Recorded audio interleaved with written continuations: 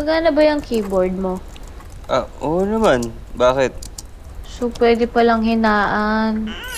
Sorry. Paano ba naman di mo makapaniwala na buhay pa pala si Major Delgado? At nakapag-undercover pa, ha? Alam mo, mag-awa nga kayo. Parehas kayong certified never say die. Yung tono mo, no, para kaming masamang damo. Tsaka, ano naman talaga kapag may gusto kang bagay, gagawin mo lahat para makuha mo yun. I'm sure, hindi lang naman kami ni tatay yung ganyan. Hello, dami kaya sa paligid. Yung mga di makamove on.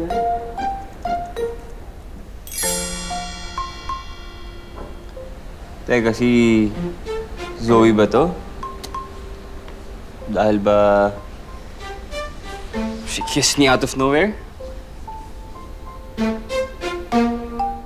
So, yun yung tingin mo, pero hindi siya yung tinutukoy ko. Okay, sige, sabihin natin na siya nga. Red flag ba kung pagbalikan ako sa kanya? Desperate ba yun? Wala ka dyan, trip mo yan Kung ano feel mo. But do you want me to feel that way about her? Ba't ba ang dami mong tanong? Kung yun yung trip mo, di go. Basta ako, iba yung trip ko dito sa Balmora, no? Hindi ang love life mo. Fine, chill. Pero sana nga ma-accomplish natin yung mission natin. Para makauwi na tayong dalawa at wala nang manggugulo sa atin.